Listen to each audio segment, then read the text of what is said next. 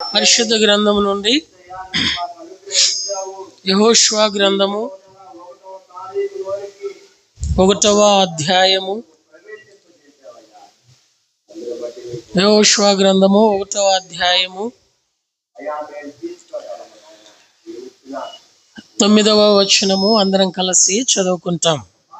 Book of Joshua chapter 1 verse 9. Reading all together please. నేను నీకు ఆజ్ఞ ఇచ్చి ఉన్నాను కదా, నిబ్బరము కలిగి ధైర్యముగా నుండుము, దిగులు పడకము, జడియకము. నీవు నడుచు మార్గమంతటిలో నీ దేవుడైన యెహోవా నీకు తోడయ్యుండును. చాలా మంది చదవలేదు, అందరం కలిసి చదువుకుంటాం. మరోసారి చదువుకుంటాం, ఆ చివరి మాట వరకు చదువుకుంటాం. నీవు నడుచు మార్గమంతటిలో నీ దేవుడైన యెహోవా నీకు తోడయ్యుండును. తిరిగి ఇదే యెహోషువ గ్రంథము 6వ అధ్యాయం. యెహోషువ గ్రంథము 6వ అధ్యాయము 1వ వచనము నుండి 5వ వచనం వరకు మార్చి చదువుకుంటాం. యెహోషువ గ్రంథము 6వ అధ్యాయము 1వ వచనము నుండి 5వ వచనం వరకు మార్చి చదువుకుంటాం. ఆ కాలమున ఇశ్రాయేలుల భయము చేత ఎవడును వెలుపలికి పోకుండాను లోపలికి రాకుండాను యెరికో పట్టణము ద్వారము గట్టిగా మూసివేయబడెను.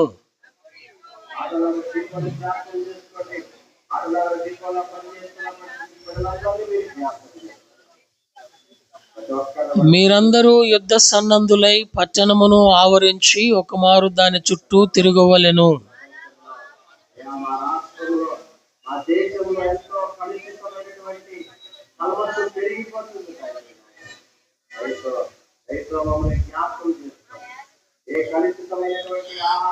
మానక ఆ కొమ్ములతో వారు ధ్వని చేయుచుండగా మీరు బోరల ధ్వని వినినప్పుడు జనులందరూ ఆర్భాటముగా కేకలు వేయవలెను.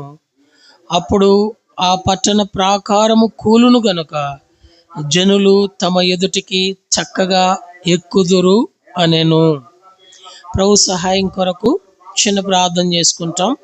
మోకరించగలిగిన వారు మోకరించండి.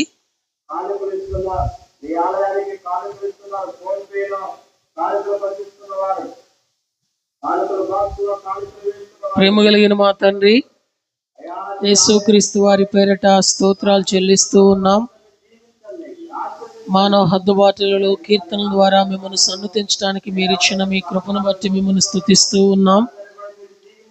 తిరిగి నా తండ్రి సార్వత్రిక సంఘ వాగ్దానమును ఆధారం చేసుకొని మీ వాక్యం చెంతకు వస్తుంటుండగా చదివిన వాక్య భాగమును మా కొరకే దీవించి ఆశీర్వదించుము.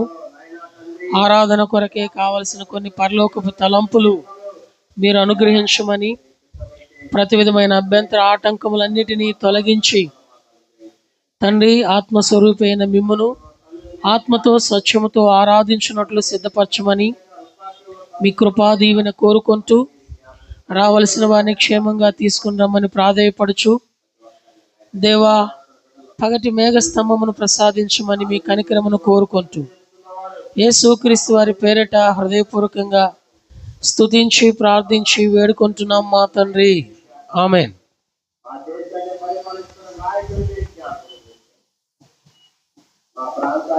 యెహోషువ గ్రంథము 1వ అధ్యాయము 9వ వచనం దయచేసి ఎవరైనా చదవండి. యెహోషువ గ్రంథము 1వ అధ్యాయము 9వ వచనం. నేను నీకు ఆజ్ఞ ఇచ్చి ఉన్నాను కదా, నిబ్బరము కలిగి ధైర్యముగా నుండుము, దిగులు పడకము, జడియకుము. నీవు నడుచు మార్గమంతటిలో నీ దేవుడైన యెహోవా నీకు తోడయ్యుండును. చాలండి. నీవు నడుచు మార్గమంతటిలో నీ దేవుడైన యెహోవా నీకు. ఈ సంవత్సరం సార్వత్రిక సంఘాన్ని దేవుడు ప్రేమించి ఇచ్చిన ఈ వాగ్దానము మన పితృడైనటువంటి యెహోషువ నాయకత్వంలో దేవుడు వారిని వాగ్దాన భూమికి నడిపించుటలో మోషే మరణము తరువాత యెహోషువని దేవుడు బలపరిచి ఆ దేవుని ప్రజలైన వారు దేవుని మార్గములో దేవుని ఇంటికి దేవుని యొక్క నిత్య స్వాచ్ఛమును స్వతంత్రించుకున్నట్టుకు నడిపించే సందర్భంలో ఇవ్వబడినటువంటి శుభ వాగ్దానం. అయితే ఆ కానానికి సమీపముగా యోర్దాను దాటిన తరువాత దేవుని ప్రజలైన ఇశ్రాయేలీయులకు అడ్డుగా ఏమొచ్చినదంటే యెరికో పట్టణం. ఈ యెరికో పట్టణస్థులు ఏం చేసినారయ్యా అంటే దేవుని ప్రజలైన వారికి భయపడి 6 లక్షల కాలిబలం, ఈ దేవుని ప్రజలైన వారికి భయపడి వీరు మన పట్టణంలో గుండా గనక వస్తే ఒకవేళ మనతో యుద్ధం చేసి మన పట్టణాన్ని వారు జయించి మనలను వారు బానిసలుగా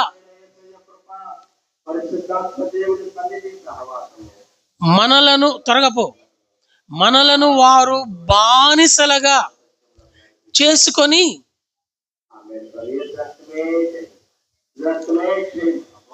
మన మీద ఎక్కడ వారు ఏలుబడి చేస్తారనన్న భయముతో యెరికో పట్టణస్థులు ఏం చేసినారయ్యా అంటే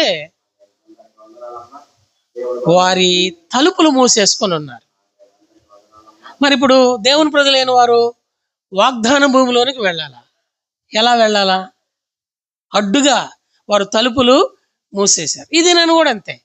క్రైస్తవ సమాజము లేక యేసుక్రీస్తు వారి యొక్క రక్తం చేత కడగబడినటువంటి దేవుని సొత్తైన క్రైస్తవ ప్రజ అయిన నీవు నేను మనము పరమ కానాను అయినటువంటి నూతన యెరూషలేమునకు యాత్ర కొనసాగిస్తున్నప్పుడు యెరికో లాంటి భయంకరమైనటువంటి ప్రాకారము కలిగినటువంటి పట్టణానికి పోలిన వ్యక్తులు శక్తులు మనకు అడ్డుగా ఉండి మనం ఆ వాగ్దాన భూమిని స్వతంత్రించుకోకుండా ఉండడానికి ప్రయత్నం చేస్తూ ఉన్నాయి.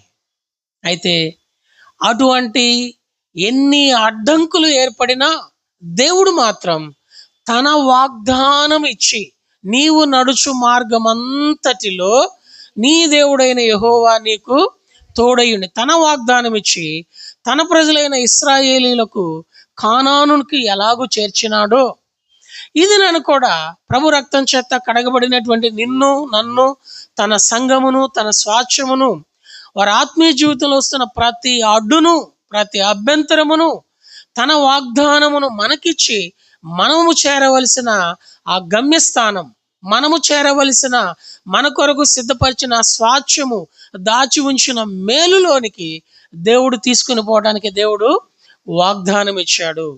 ఇక్కడ అడ్డుగా ఉన్నది ఏమిటయ్యా అంటే యెరికో పట్టణం. యెరికో అనగా అర్థం ఏమిటనగా సువాసన. ఎప్పుడైతే దేవుని యొక్క వాగ్దానమును నీవు అన్వయించుకొని స్వతంత్రించుకోలేవో ఈ లోక సంబంధమైన పరిస్థితులన్నీ కూడా నీకు సువాసనగా ఉంటాయి, నీకు రుచిగా ఉంటాయి. వాటి మీద నీకు లేక వాటి మీద తన ప్రజలైన వారందరికి కూడా మక్కువ ఎక్కువ అవుతుంది. అందుకని ఈ లోకము మనల్ని ఏం చేస్తుంది అంటే ఎక్కువ ఆకర్షిస్తుంది. వాటిలో సింపుల్గా చెప్పే ఒక వస్తువు ఏమిటయ్యా అంటే మొబైల్ ఫోను. దీనికి ఆకర్షించబడని వయస్సులో ఉన్నవారంటూ ఏ వయసు వారు కూడా లేరు. ఏ వయసు వాళ్ళని తీసుకున్నా ఆ ఫోన్లో మరి ఏం సువాసన ఉంటుందో ఏమో కానీ దానికి ఏమవుతారయ్యా అంటే ఆకర్షితులు అవుతారు. ఇది నీ దినభాగం చదవకుండా ఉండడానికి ఎన్నోసార్లు అడ్డయ్యింది, గుర్తించలేకపోతున్నాం. ఇది నీవు దేవునితో మాట్లాడవలసిన సమయం, ప్రార్థనా సమయము దొంగిలించిన అడ్డయింది, గుర్తించలేకపోతున్నాం. ఇది కుటుంబ ప్రార్థన చేసుకోవడానికి ఈ మొబైల్ ఫోన్ అడ్డైంది. ఇంకా చాలా ఉన్నాయి, ఇది ఒకటి మాత్రమే ఊరిని అలా జ్ఞాపకం. ఇవన్నీ కూడా మనకి దేవునికి ఎలాగ తయారవుతున్నాయంటే అడ్డుగా. యెరికో పట్టణం కూడా దేవుని ప్రజలైన వారికి అడ్డం వచ్చినప్పుడు వారు అందులోనికి రానివ్వకుండా వారు తలుపులు మూసేసుకున్నప్పుడు దేవుడు వారిని నడిపించడానికి యెహోషువ నాయకత్వంలో వారికి కొన్ని దైవికమైన సూచనలు ఇచ్చాడు. అవేంటో మనం ఆశీర్వచన పాత్రలో చూసుకుంటాం. ఇప్పుడు ఆరాధన కొరకై యెరికో పట్టణానికి సంబంధించిన 5 విషయాలు జ్ఞాపకం చేసుకొని అటువంటి పట్టణంలో యేసుప్రభువు వారు సంచరించి తన సొత్తు లేక తన సంకల్పంలో ఉన్న వారిని రక్షణ కార్యము జరిగించాడు. మనకు కూడా అడ్డుగా ఉన్న ఈ ఎరుకో లాంటి పరిస్థితులు కలిగినటువంటి అభ్యంతర ఆటంకాలు కలిగిన ఈ పట్టణంలో మనం నివసిస్తున్నప్పుడు మన కొరకు యేసుప్రభు వారే సంచరించి మనలను కూడా ఏం చేసినాడు అంటే రక్షించాడు.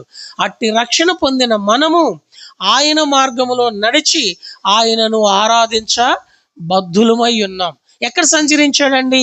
ఎప్పుడు సంచరించాడు అంటే చూడండి, లూకాసు వార్త 19వ అధ్యాయం. లూకాసు వార్త 19వ అధ్యాయము 1వ వచనం. ఆయన సంచరించుచు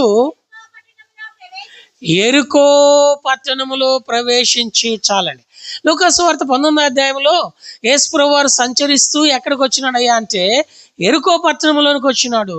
ఎరుకో పట్టణంలో యేసుప్రభు వారు సంచరించి ఆయన ప్రవేశించి ఆయన జరిగించిన కార్యం ఏమిటంటే 9-10 వచనాల్లో వ్రాయబడింది, నేడు ఈ ఇంటికి రక్షణ.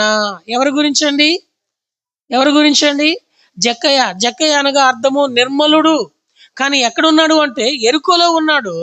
ఆ ఎరుకోలో ఉన్నటువంటి జక్కయ్య కోసము, జక్కయ్య ఇంటి కోసము యేసుప్రభు వారు అక్కడ సంచరించవలసి వచ్చింది. ఈ ఎరుకో ఎవరికి పోలికగా ఉన్నదంటే మనకే పోలికగా ఉన్నది.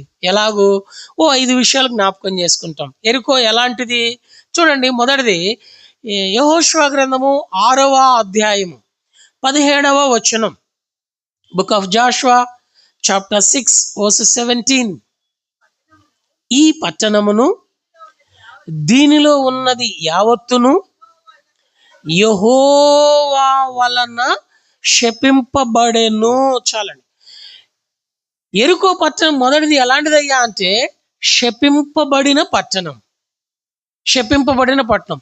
ఎంతటి శాపం ఉంది దాని మీద అని అంటే 26వ వచనం. అదే యెహోషువ గ్రంథం 6వ అధ్యాయం 26వ వచనం. ఆ కాలమున యెహోషువ జనుల చేత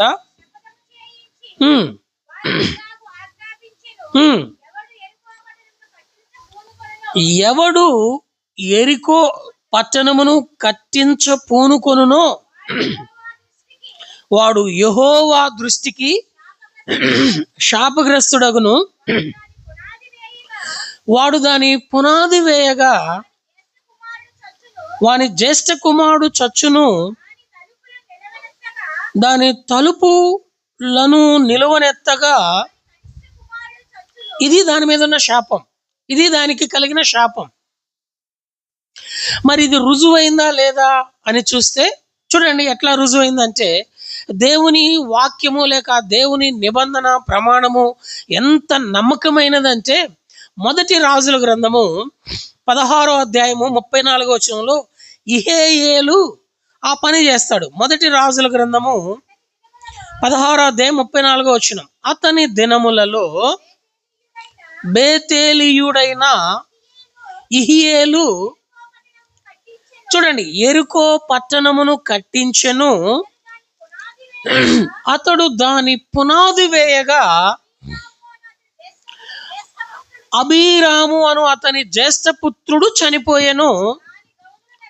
దాని గౌనులనెత్తగా సెగూబు అను అతని కనిష్ట పుత్రుడు చనిపోయాను. ఇక్కడ యెహోషువ చేత దేవుడు ఆజ్ఞాపించినటువంటి ఆ శబదం దేవుని ప్రజలైన వారితో ప్రమాణపూర్వకంగా చేయించాడు. ఏమనయ్యా అంటే ఎరుకో శపించబడినది. ఒకవేళ ఎరుకో పట్టణాన్ని గనక ఎవడైనా కట్టించడానికి పూనుకొని పునాది వేస్తే వాని జ్యేష్ఠ పుత్రుడు ఏమవుతాడు? చచ్చిపోతాడు. దాని గౌనులు తలుపులు గనక నిలిపితే వాని కనిష్ట పుత్రుడు ఏమవుతాడు? చనిపోతాడు. ఇది నెరవేరిందా? నెరవేరలేదా? బెతీయేలు అయినటువంటి బెతీయేలు ప్రాంతపు వాడైన ఇహీయేలు ఎరుకో పట్టణం ఏం చేయడానికి పూనుకున్నాడు? కట్టించడానికి పూనుకున్నాడు.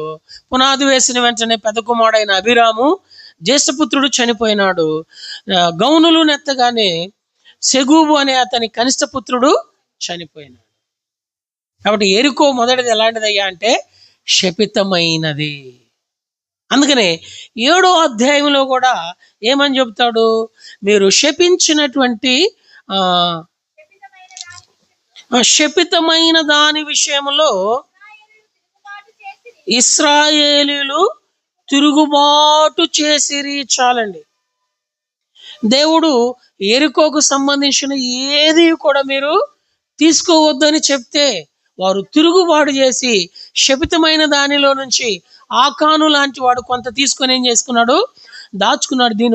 దీని వలన దేవుని నామమునకు అవమానము కలిగినది. దేవుని ప్రజలైన వారు 36 మంది మరణానికి గురైనారు. దేవుని యొక్క సేవ, ధర్మము, పరిచర్య జరిగిస్తున్నటువంటి యెహోషువ జీవితంలో అపజయము చవి చూడవలసి వచ్చింది. కారణం ఏంటంటే దేవుడు చెప్పాడు, యెరికో ఎలాంటిదంట, శపితమైంది. మనం కూడా ఎవరమయ్యా అంటే మనల్నేమి దేవుడు శపించలేదు, కానీ ఆది తల్లిదండ్రులైనటువంటి ఆదాము అవ్వకి ఏదెనులో వారికి ఒక ఆజ్ఞ ఇచ్చాడు. ఈ పండు తిను దినమున మీరు నిశ్చయముగా అపవాది యొక్క సహవాసము చేసి దేవుని ఆజ్ఞను అతిక్రమించడం ద్వారా దేవుడు భూమిని శపించాడు. ఏ మంటి నుండి అయితే తీయబడ్డామో ఆ మంటిని, భూమిని శపించాడు. ఆ అపవాది ఆ సాధనంగా కోరుకున్నటువంటి సర్పాన్ని శపించాడు. మరి మానవుణ్ణి ఏం చేశాడు?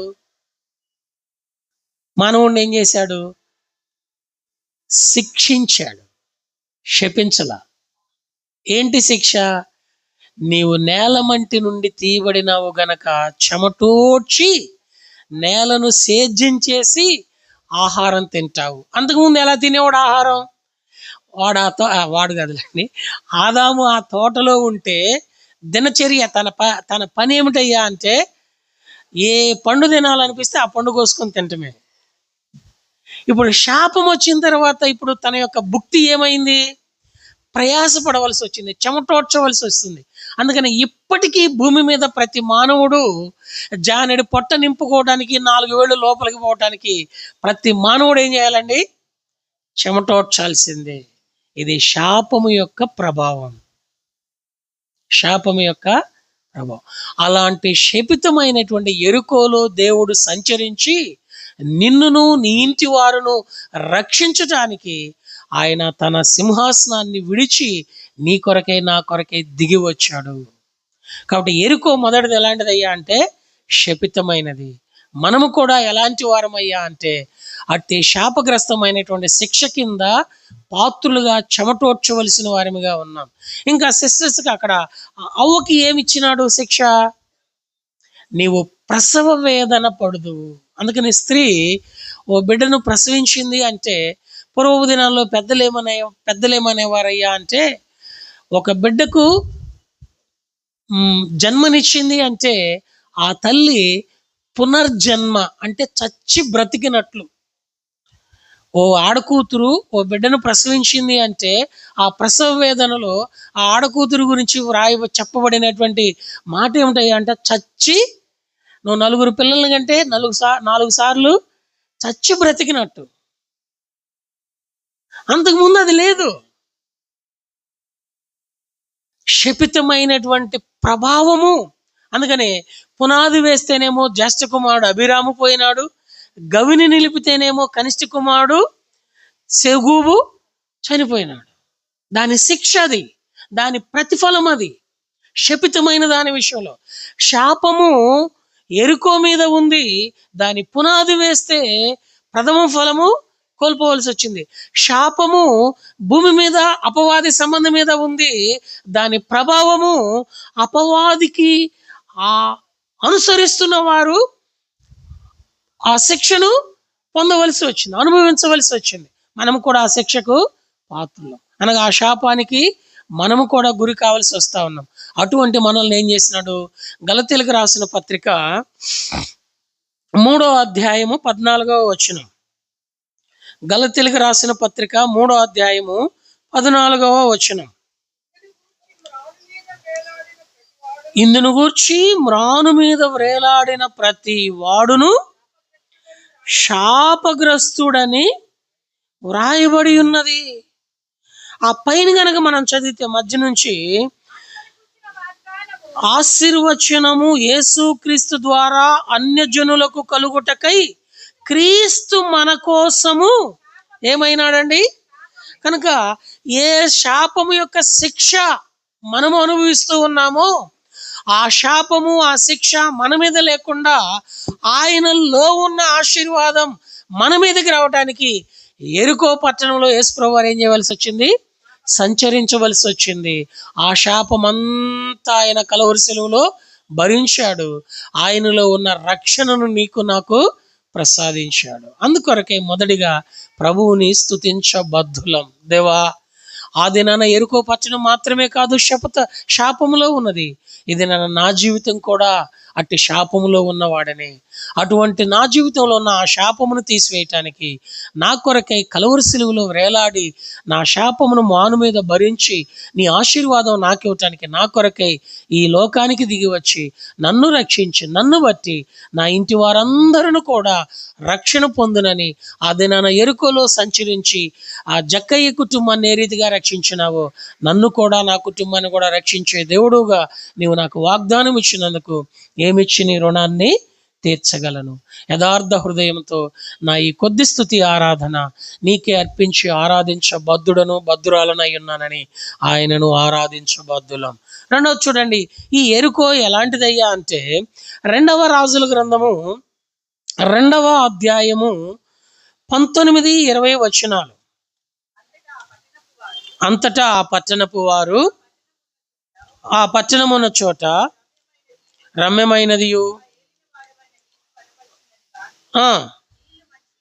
నీళ్లు మంచివి కావు, అందుచేత భూమి నిస్సారమై ఉన్నదని ఎలీషాతో అనగా, అతడు క్రొత్త పాత్రలో ఉప్పు వేసి నా ఎదుగు తీసుకుని రండిని వారితో చెప్పాను. ఆ పట్టణమే పట్టణమయ్యా అంటే 18వ వచనంలో రాయబడింది యెరికో పట్టణం. ఏ పట్టణం అయ్యా అంటే అది యెరికో పట్టణం. యెరికో పట్టణంలో నీళ్ళు ఎలా ఉన్నాయి? ఎలా ఉన్నాయండి? మంచిగా లేవు. అంటే మంచిగా లేవంటే చెడ్డగా, చెడిపోయినాయి అని అర్థం. మంచిది కాదు అంటే చెడ్డది అని అర్థం. నీళ్లు చెడిపోయి ఉన్నాయి. రెండవది అది ఎలా ఉందంటే ఆ పట్టణము సారమైనది కాదు. ఆ భూమి ఏమైంది? నిస్సారమైంది. భూమి నిస్సారమైంది. యెరికో పట్టణము రెండవది ఎలాంటిదయ్యా అంటే చెడిపోయి ఉన్నది, లేక నిస్సారమై ఉన్నది. అటువంటి పట్టణంలో యేసుప్రభువు వారు సంచరించాడు. అటువంటి పట్టణంలో యేసుప్రభువు వారు తన కార్యమును జరిగించారు. మనం కూడా అంతే. ఎలాంటి వారమయ్యా అంటే, ఈ మాట అంటే బాధ రావచ్చు కానీ బైబిల్ అలా చెప్తుంది. బైబిల్ అలా చెప్తుంది. మనము 13 రకాలైన చెడును కలిగి భూమి మీద చెడిపోయిన వారముగా ఉన్నాం. మార్కు సువార్త 7వ అధ్యాయము 21, 22, 23 వచనాలు మనం చదివితే, లోపలి నుండి అనగా మనుష్యుల హృదయములో నుండి దురాలోచనలను, జారత్వములను, దొంగతనములను, నరహత్యను, వ్యభిచారమును, లోభమును, చెడుతనమును, కృత్రిమమును, కామవికారమును, మత్సరమును, దేవదూషణయు, అహంభావమును, అవివేకమును వచ్చును. ఈ 13ంటికి పేరేంటి? ఈ చెడ్డవన్నీయు లోపలి నుండియే బయలు వెళ్ళి మనుషుడిని ఏం చేస్తున్నాయండి? అపవిత్రపరుస్తున్నాయి. మనుషుడు ఎక్కడున్నాడంటే లోకంలో ఉన్నాడు. లోకము కూడా ఏమై ఉన్నదని బైబిల్ చెప్తుందంటే చెడిపోయి ఉన్నది అని బైబిల్ చెప్తుంది. చూడండి అన్నమాట. యోహాను సువార్త 7వ అధ్యాయము 7వ వచనం, లోకము దాని క్రియలన్నీ కూడా ఏమైనాయి అంటే దాని క్రియలు ఏమై ఉన్నాయండి? చెడ్డవి. లోకములో దాని క్రియలన్నీ చెడ్డవి. లోకములో నివసిస్తున్న ప్రతి మనుషుని హృదయంలో నుండి అనగా లోపల నుండి 13 రకాలైన చెడు వచ్చి మనుషుని ఏం చేస్తున్నాయి? అపవిత్రపరుస్తున్నాయి.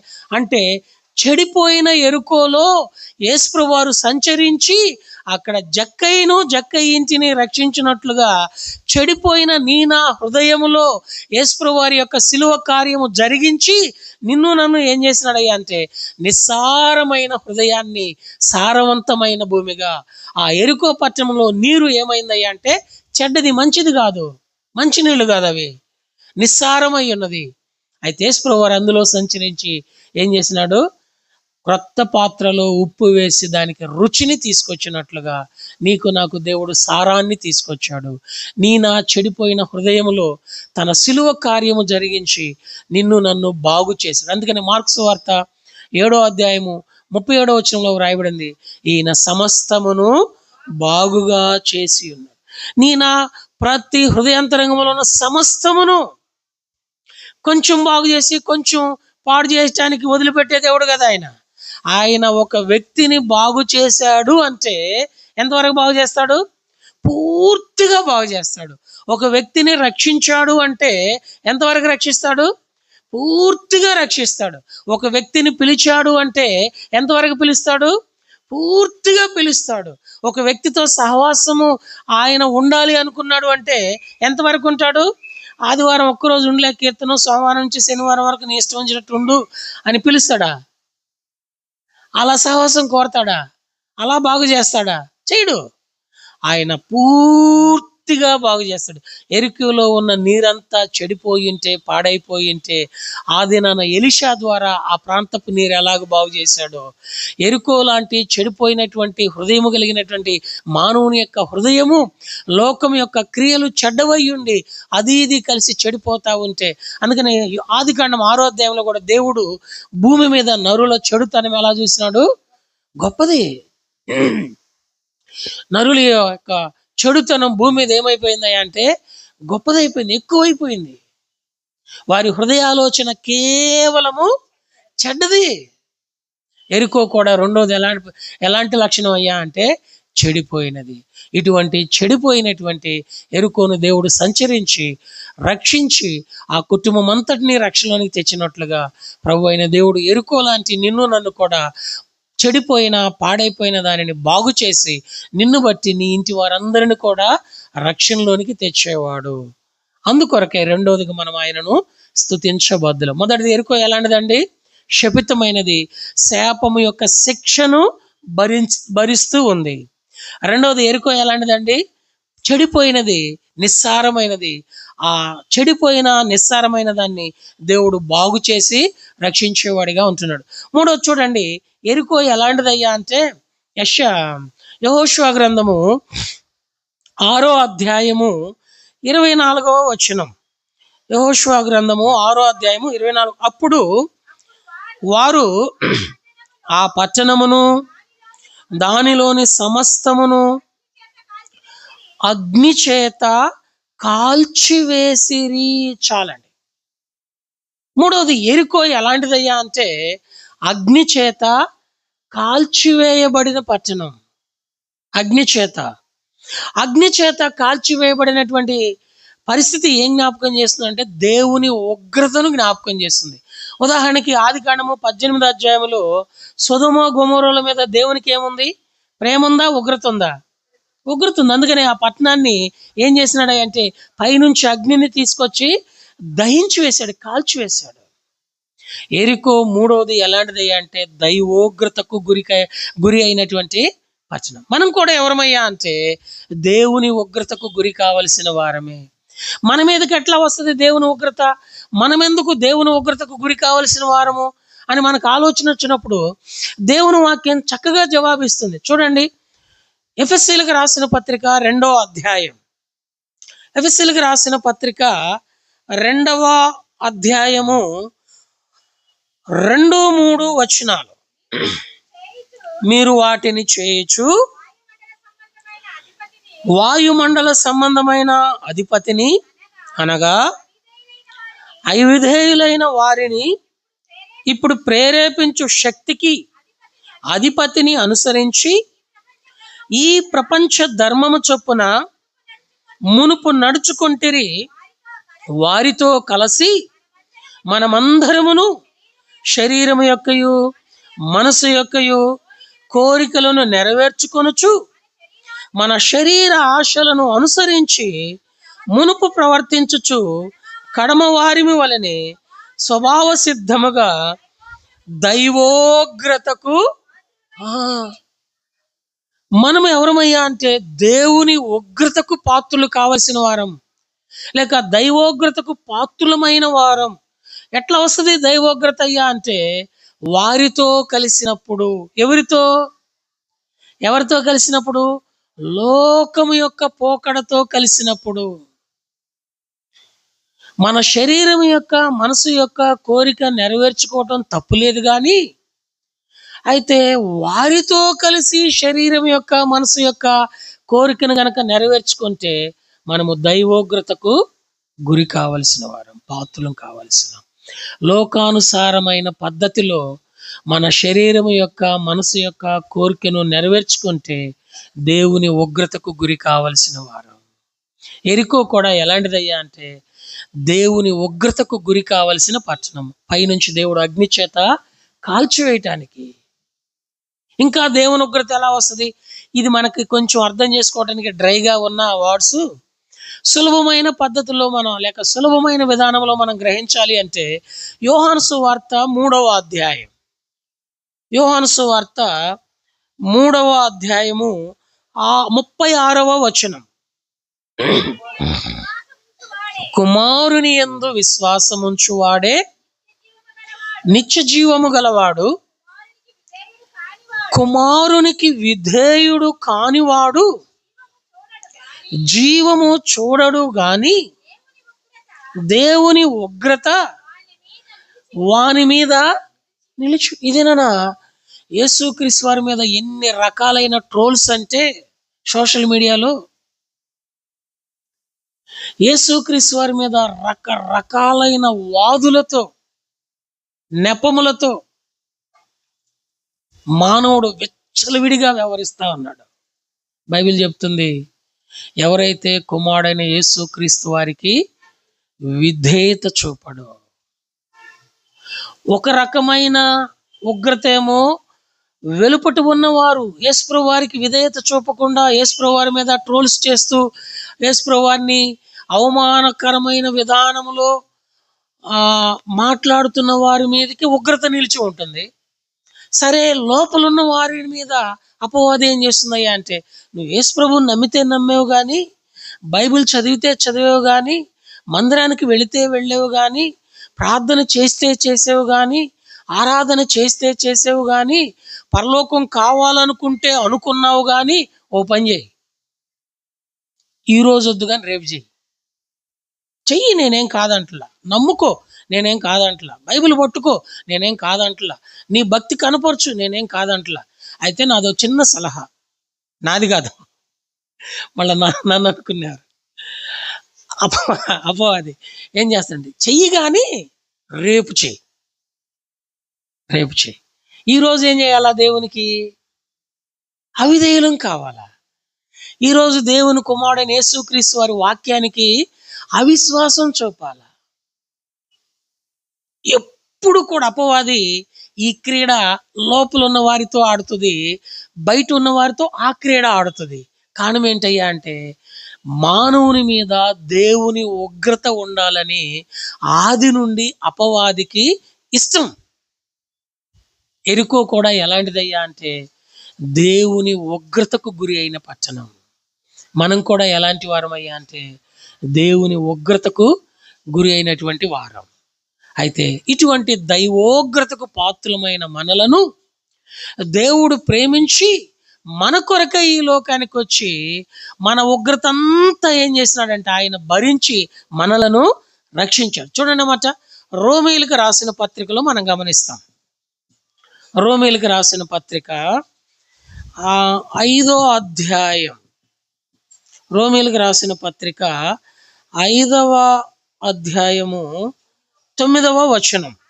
కాబట్టి ఆయన రక్తము వలన ఇప్పుడు నీతిమంతులముగా తీర్చబడి మరింత నిశ్చయముగా ఆయన ద్వారా, అనగా యేసుక్రీస్తు వారి ద్వారా ఉగ్రత నుండి రక్షింపబడిన వారము.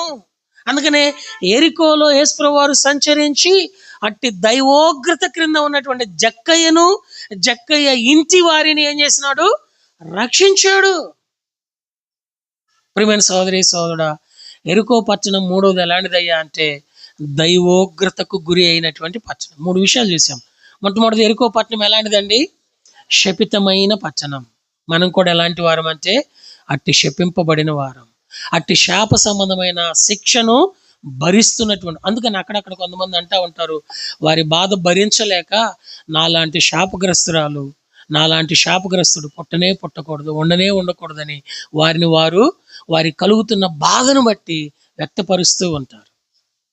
మనము శపింపబడిన శిక్షలో కొనసాగుతున్న వారు. మన కొరకు ప్రభువారు ఈ లోకానికి వచ్చి సంచరించి నిన్ను నన్ను కనుగొని నా శిక్ష కలవరి శిలువలో భరించాడు. రెండవది, ఎరికో ఎలాంటిదండి? చెడిపోయి ఉన్నది, నిస్సారమైనది. కేవలము 13 రకాలైన చెడుతో మానవుడు చెడ్డ క్రియలు కలిగినటువంటి లోకంలో చెడిపోతా ఉన్నాడు. అటువంటి వారి కోసం యేసుప్రభువు వారు సంచరించి చెడిపోయిన వారిని సమస్తమును బాగు చేయవాడు. కొంతమంది అంటా ఉంటారు, అంత మారేను కానీ కొద్దిగా ఉంది అంటా ఉంటారు. అంత అయింది కానీ ఇంకా కొద్దిగా ఉంది అంటా ఉంటారు. యేసుప్రభువుని చూస్తే అట్ట చేయట్లా. యేసుప్రభు సమస్తమును ఏం చేస్తున్నాడు? బాగు చేస్తున్నాడు. యేసుప్రభు వారు ఒక్కసారి ఒక్కరిని పట్టుకున్నాడు అంటే ఇంక వాళ్ళ లైఫ్ ఏమైనట్టు? బాగుపడిపోయినట్టే. యేసుప్రభు వారు ఒక్కసారి ఒక ఇంటిలోనికి వెళ్ళాడు అంటే ఆ ఇల్లు ఏమైనట్టు? సెటరేట్ అయినట్టే. యేసుప్రభు వారు ఒక్కసారి నిన్ను నన్ను దర్శించాడు అంటే నువ్వు నేనేమైనట్టు? బాగుపడిపోయినట్టే.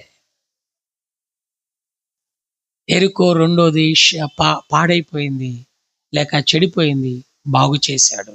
అందును బట్టి ఆరాధించబద్దులు. మూడోది, ఎరుకో ఎలాంటిదండి? దైవోగ్రతకు గురి అయినది. మనం కూడా దైవోగ్రతకు ఎన్నోసార్లు యేసుక్రీస్తు వారి వాక్యానికి అవిధేయత చూపిన వారు, ఎన్నోసార్లు లోకముతో కలిసి శరీరం యొక్క మనసు యొక్క కోరికను నెరవేర్చుకుంటూ దైవోగ్రతకు పాత్రులమైనటువంటి వారు. ఇటువంటి మన కోసం ఆయన ఈ లోకంలో సంచరించి నిన్ను కనుగొని నిన్ను బట్టి నీ ఇంటి వారందరిని కూడా రక్షించడానికి వాగ్దానం ఇచ్చాడు. నాలుగోది చూడండి, ఎరుకో ఎలాంటిదయ్యా అంటే ద్వితీయోపదేశకాండం 13వ అధ్యాయం 13వ వచనం. ద్వితీయోపదేశకాండము 13వ అధ్యాయం 13వ వచనం.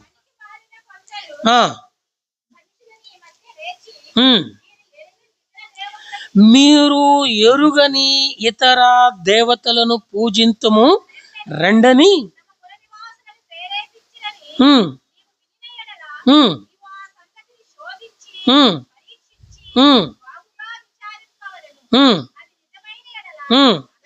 అనగా అట్టిది హేయమైనది నీ మధ్య జరిగిన ఎడల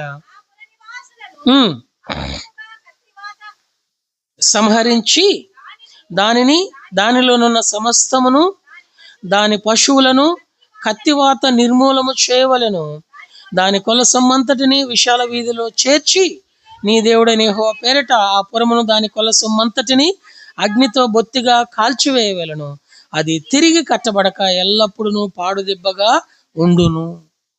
ఇక్కడ ఈ ఎరుకో పట్టణం నాలుగోదిగా ఎలాంటిదయ్యా అంటే తమకు పరిచయము లేని ఇతర దేవతలను పూజించే విగ్రహారాధన కలిగినటువంటి పట్టణం. ఎవరో వచ్చారు, ఏదో చూయించారు, దాన్ని పూజించమన్నారు. ఇప్పుడు దాన్ని ఏం చేస్తున్నారయ్యా అంటే పూజిస్తా ఉన్నారు. కొంతమంది అంటా ఉంటారు, ఇప్పటికీ ఆయా డిబేట్లు మీరు యూట్యూబ్లో కొద్దిగా చూసే వాళ్ళకి అలవాటు ఉన్న వాళ్ళకి కూడా ఈ మాటలు అప్పుడప్పుడు వినుంటారు. కరుణాకర్ సుగ్గునటువంటి పర్లేదు, ఏం కాదు, అంతకుముందు కూడా ఫోన్లు చేశాడు, వాడికి జవాబులు చెప్పాం. ఏమంటారంటే యేసు ప్రభు దేవుడని మీ బైబిల్లో ఏడున్నదేమో చెప్పండి అంటాడు. ఇప్పుడు ఇదే ప్రశ్న నిన్ను నన్ను అడిగారు అనుకోండి, ఏం చెప్తాం? ఒక్క మొక్కలో చెప్పయ్యా, ఇదంతా అనవసరం, ఇదంతా వద్దు, కామెంటరీ వద్దు, ఒక్క మాటలో చెప్పి యేసు ప్రభు దేవుడని బైబిల్లో ఏడైనా ఉంటే చెప్పు అంటాడు. ఉందా లేదా అంటాడు. యేసు ప్రభు దేవుడని బైబిల్లో డైరెక్ట్గా ఎక్కడా లేదు. లేదు అన్నాను, మరి ఇంకెందుకు మీరెందుకు ఆయన నమ్మేది అని అంటారు.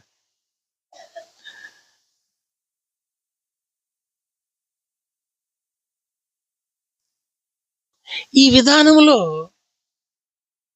మనకు తెలియని ఇతర దేవతలను మన దగ్గరకు తీసుకుని వచ్చి వాటిని పరిచయం చేసి వాటిని ప్రేమించి పూజించి వెంబడించేటట్లు జనులను ప్రేరేపిస్తూ దేవుని కత్తివాతకు ఎరికో పట్టణస్థులందరూ గురయ్యేటట్లు అపవాది చేస్తా వచ్చింది. యేసుప్రభు వారు దేవుడా కాదనేది రెండో వర్తమానంలో జ్ఞాపకం చేస్తాం. మళ్ళీ ఇప్పుడు ఈ ప్రశ్న వేసి మీ మదిని అలా పాడు చేయను, తర్వాత దానికి జవాబు చూస్తాం.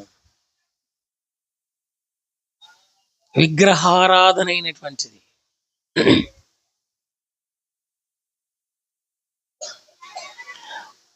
ఈ విగ్రహారాధన ఈరోజు మనం ఎలా చేస్తున్నామయ్యా అంటే, చూడండి మాట ఇర్మియా గ్రంథము 3వ అధ్యాయం,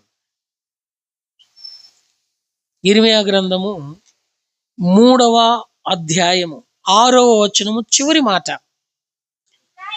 3:6 చివరి మాట.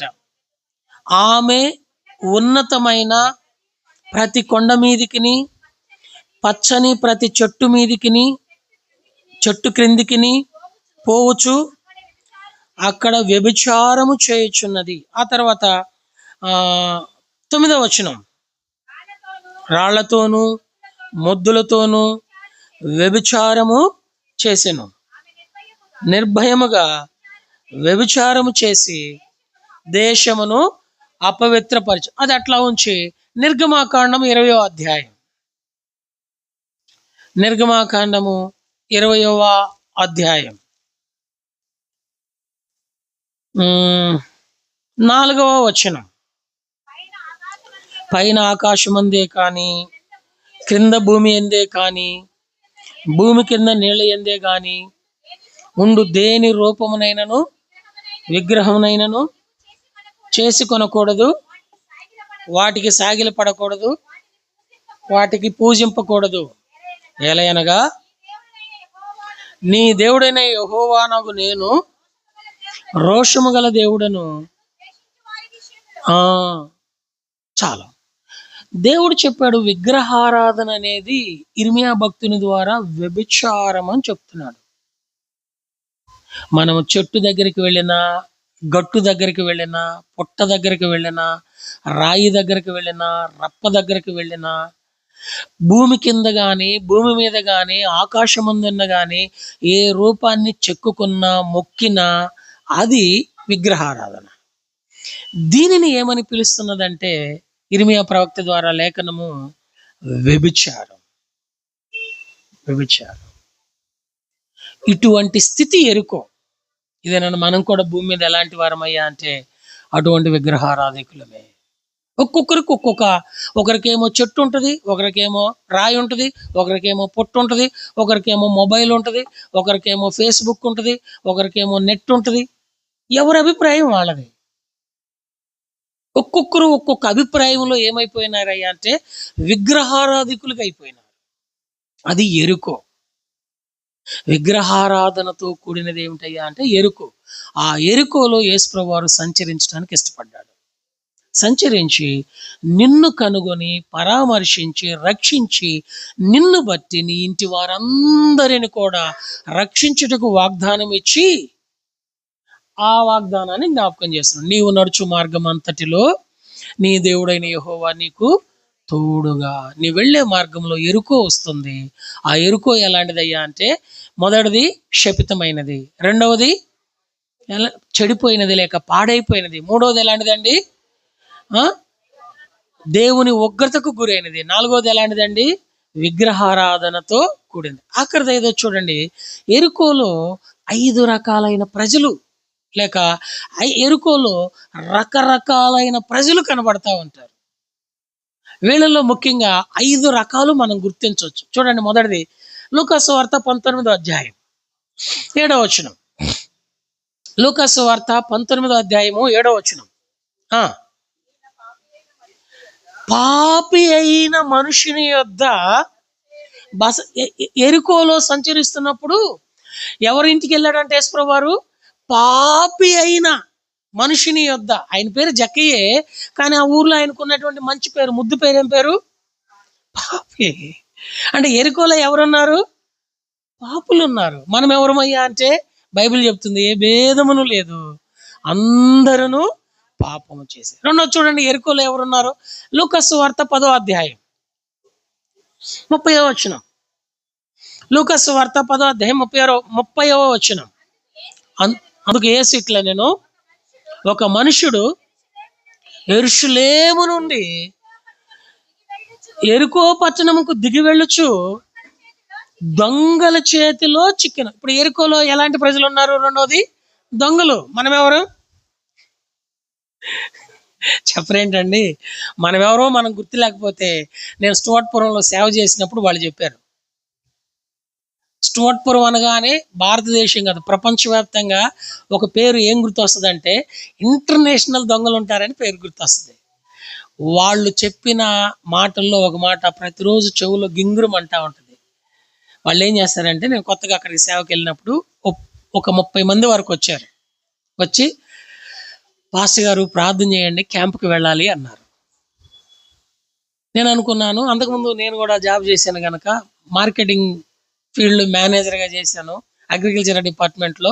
క్యాంపుకి వెళ్తూ ఉంటాం. అదే పదం అక్కడ వింటే వీళ్ళు జాబు నిమిత్తం వెళుతున్నారేమో అనుకొని ప్రార్థన చేసి, ప్రభువా వీరు వెళ్ళు ప్రతి స్థలంలో వీరికి తోడయ్యండి, వారి చేతి పనులు ఆశీర్వదించి క్షేమంగా ఇంటికి వచ్చేంత వరకు మంచి ఆరోగ్యము, కాపుదల, భద్రత అని ప్రార్థన చేసి హృదయపూర్వకంగా పంపించాం. మా సంఘ పెద్ద రామ్మోహన్ రావు అన్న వెళ్ళిన తర్వాత నవ్వుతా, అన్నా వాళ్ళు ఎవరో నీకు తెలుసా అన్నాడు. మన ఊరోళ్ళే కదా అన్నా అన్న. ఎక్కడికి వెళ్తున్నారో తెలుసా అన్నాడు. క్యాంప్కి వెళ్తున్నారన్నా అన్న. క్యాంప్ అంటే ఏంటో తెలుసా అన్నాడు. డ్యూటీకి వెళ్తున్నారన్నా. అప్పుడు ఆయన అన్నాడు, క్యాంప్ అంటే దొంగతనానికి వెళ్తున్నారన్నా. దేశంలో దోచుకోవటానికి నెల రోజులు, 2 నెలలు, 3 నెలలు, వాళ్ళు క్యాంప్కి వెళ్తే 3 నెలల దాకా రారు. దేశం మీద దోచుకొని వస్తారనమాట. క్యాంపుకి వెళ్ళేటప్పుడు వాళ్ళు ప్రార్థన చేసుకొని వెళ్తున్నారు. అంటే దొంగలకు కూడా ఎవరు అవసరం? ఎరుకోలు ఎవరు ఉన్నారయ్యా అంటే, ఆ దొంగలు చెప్పిన సాక్ష్యం ఏంటంటే, పాస్టర్ గారు మేము దేశంలో బడా వాళ్ళ దగ్గర దొంగతనం చేస్తామండి అన్నాడు. అవును కదా అన్న. మీరు ఎలాంటి వాళ్ళు తెలుసా? మీ ప్రార్థనకి వెళ్ళే వాళ్ళు ఎలాంటి వాళ్ళు తెలుసా అన్నాడు. మా గురించి నీకేం తెలుసయ్యా అంటే, భలేవాడు పాస్టర్ గారు, మేమైతే మనుషుల దగ్గరే దొంగతనం చేస్తాం, మీరైతే దేవుడి దగ్గరే దొంగతనం చేస్తాం, మాకంటే మీరు గజ దొంగ. ఈ మాట పరిశుద్ధులు అనడానికి బాధగా ఉన్నప్పటికీ వాడన్న మాట, ఎరుకోలో ఎవరున్నారయ్యా అంటే దొంగలు. అలాంటి దొంగల కోసం యేసుప్రభువు వారు పరలోకాన్ని విడిచి నిన్ను నన్ను ప్రేమించి నీతో నాతో నడవటానికి వచ్చి సంచరించి నిర్ణయకాల సమయంలో నిన్ను దర్శించి రక్షించి నిన్ను మాత్రమే కాక నీ ఇంటి వారందరిని కూడా రక్షించడానికి వాగ్దానాన్ని నెరవేరుస్తున్నాడు. కాబట్టి రెండవది, ఎరుకోలో ఎవరున్నారయ్యా అంటే దొంగలు. మనము దేవుని దగ్గరే దొంగిలించగలిగినంత నైపుణ్యత మంది. దేవుని దగ్గర ఏం దొంగిలిస్తామయ్యా? ఉదాహరణకి దేవుని దగ్గర ఏం దొంగిలిస్తాం? దేవుడికి ఒక్కటి అస్సలు తట్టుకోలేడు. నా మహిమను నేనెవ్వరికి ఇవ్వనన్నాడు కదండి. మోషే అడిగాడు, అయ్యా నేను నీ మహిమను చూడాలంటే, మోషే నా మహిమను చూస్తే చస్తావు. మనము దేవుని మహిమను గనక దొంగిలిస్తే దేవుడు భరించలేడు.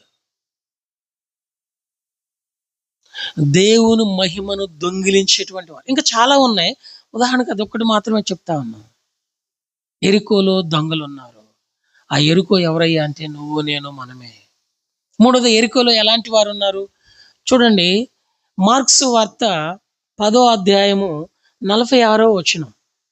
మార్క్స్ వార్త, వారు ఎరుకో పట్టణమునకు వచ్చిరి.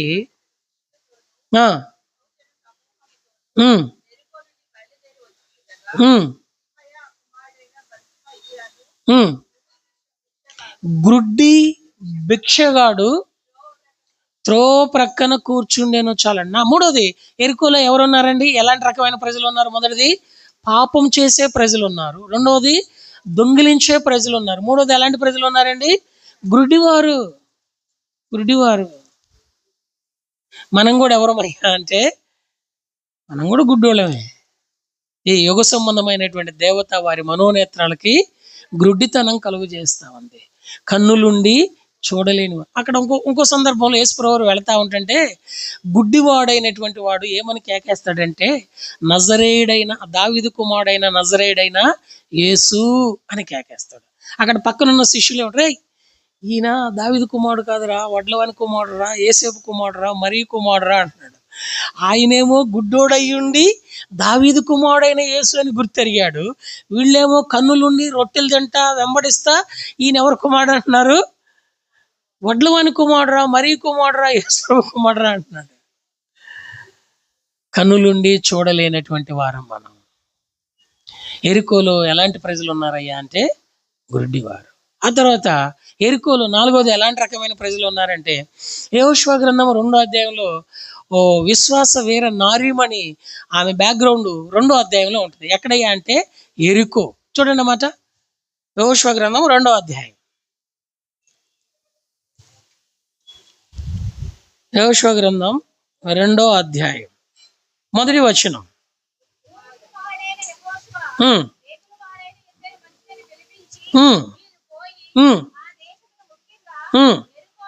ఎరుకోను చూడుడని. అక్కడ కిందకు వస్తే చదువమ్మా.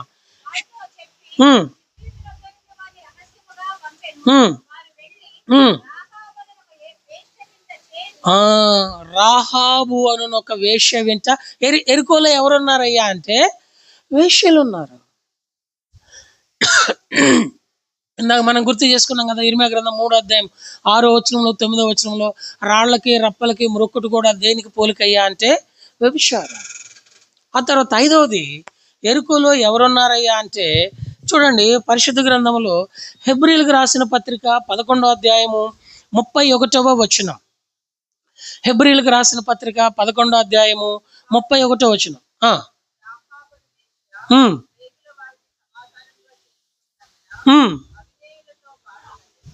అవిధేయులతో పాటు నశింపకపోయెను.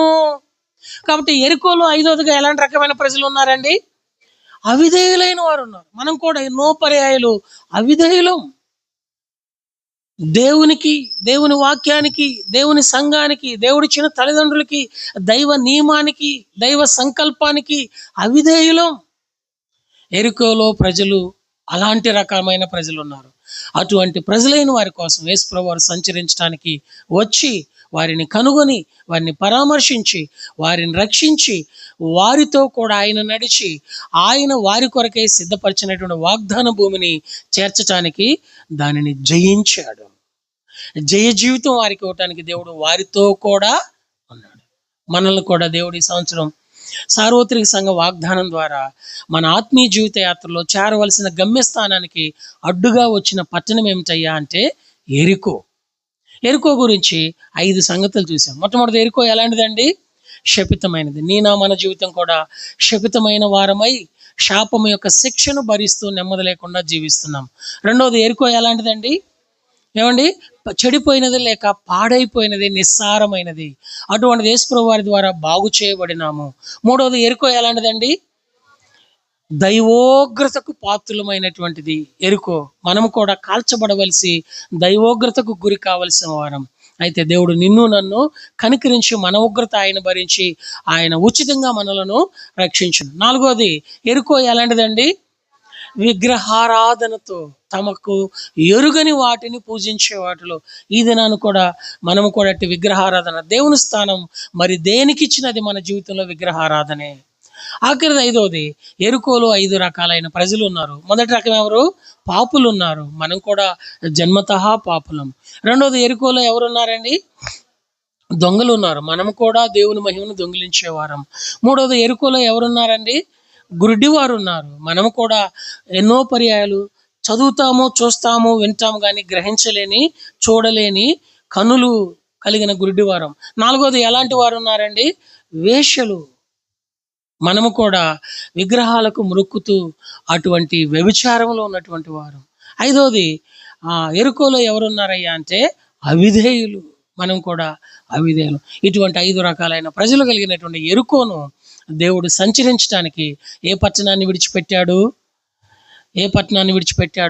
పరిశుద్ధమైన పట్టణం, సింహాసనం కలిగిన పట్టణం, అత్యున్నతమైనటువంటి సింహాసనం కలిగిన పట్టణాన్ని విడిచి నీ కొరకు నా కొరకు కన్యక మరియ గర్భమున ఈ లోకంలో జన్మించి మన ఎరుకో శాపమంతా కలువరి శిలువలో భరించి మనలను విమోచించి రక్షించి మనతో కూడా నడిచి మనలను ఆ వాగ్దాన భూమిలోనికి తీసుకొని పోవడానికి దేవుడు మనతో కూడా నడిచి మన ఆరాధన కోరేవాడిగా ఉన్నాడు. ఇంకా ఎవరైనా శాపగ్రస్తమైన స్థితిలో ఉంటే, ఇంకా ఎవరైనా పాడైపోయిన స్థితిలో ఉంటే, ఇంకా ఎవరైనా దైవోగ్రతకు వెళుతున్నటువంటి పరిస్థితుల్లో ఉంటే, ఇంకా ఎవరైనా కాని వాటిని పూజించే స్థితిలో ఉంటే, ఇంకా ఎవరైనా ఈ 5 రకాలైన ప్రజలలో ఉన్న స్వభావమును కలిగిన వారిగా అవిధేయత కలిగి ఉంటే, ప్రియమైన సహోదరి సహోదరుడా, సార్వత్రిక సంఘ వాగ్దానం ద్వారా దేవుడు నీతో నాతో మాట్లాడుతుంది ఏంటంటే, వాగ్దాన భూమికి సమీపములో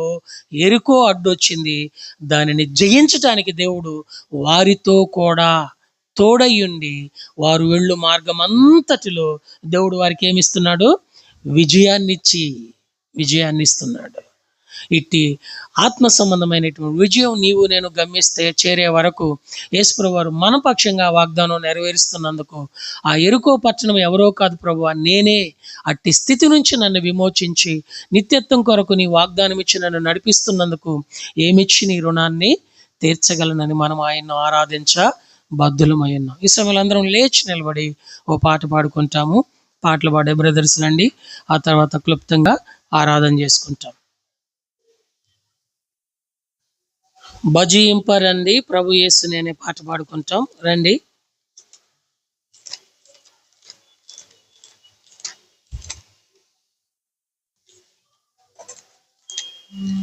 ఎంత పాట సంఖ్య తీసిన వాళ్ళు చెప్పండి. భజింపరండి ప్రభు యేసుని.